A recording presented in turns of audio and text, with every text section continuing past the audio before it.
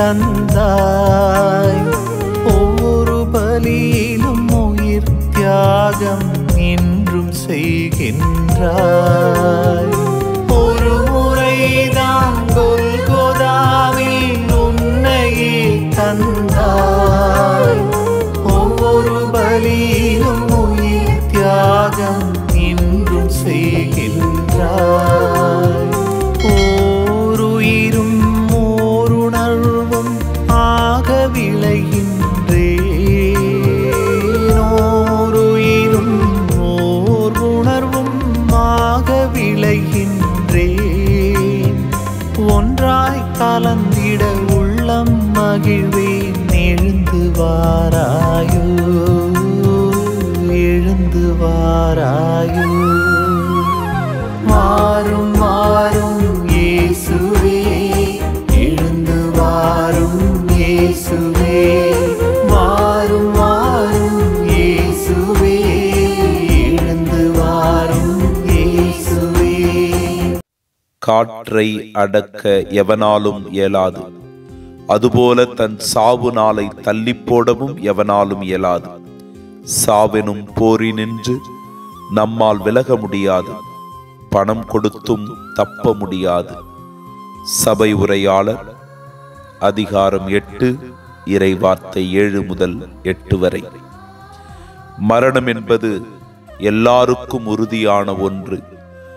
மரணத்தை தள்ளி போடலாமே ஒழிய வெல்ல முடியாது.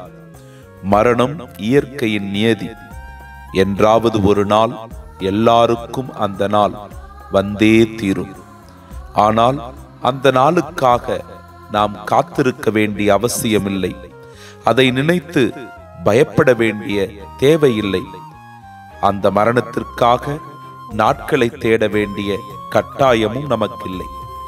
சபை உரையாளர் சொற்படி காற்றை அடக்க எவராலும் இயலாது, அதுபோல சாவை வெல்ல எவராலும் முடியாது. எவ்வளவு பணம், செல்வம், சொத்து, அதிகாரம், பதவி இருந்தாலும் மரணத்தை விலைக்கு வாங்க முடியாது. மரணம் ஒன்றே நம் வாழ்வின் முடிவு. ஆனால் இந்த மரணத்தை கூட வெற்றி கொள்ள ஒருவரால் முடிந்தது என்றால் அது ஆண்டவர் இயேசு கிறிஸ்துவால் மட்டுமே. நம் மீட்பர், நம் மெசியா கிறிஸ்து ஒருவரால் மட்டுமே. உலகத்திற்கு உயிர்ப்பு என்கிற நற்செய்தியை இயேசு ஒருவர்தான் கொண்டு வந்தார். இயேசு ஒருவராலேயே உயிர்ப்பு சாத்தியமானது. அவராலன்றி வேறு எவராலும் நமக்கு மீட்போ உயிர்ப்போ இல்லை என்பது உறுதியானது. இயேசுவே, நற்கருணை நாதரே, மரணம் வலியை, வேதனையை தந்தாலும், துன்பத்தை கொடுத்தாலும் அதுவே வாழ்வின் முடிவு. ஆனால் அந்த முடிவை முடிவுக்கு கொண்டு வந்தது உமது உயிர்ப்பு. உயிர்ப்பில் நம்பிக்கை வைக்கிறோம். நற்கருணை ஆண்டவரே, எம்மை உயிர்ப்பின் சாட்சியாய் மாற்றியருளும். ஆமீன்.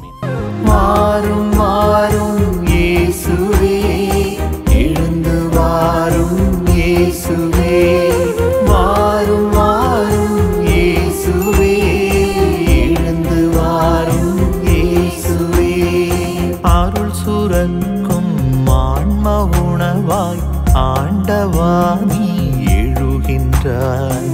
அன்பில் மகிழ்ந்து அருளில் நனைந்து ஆண்டவா உன்னில் வாழ்கின்ற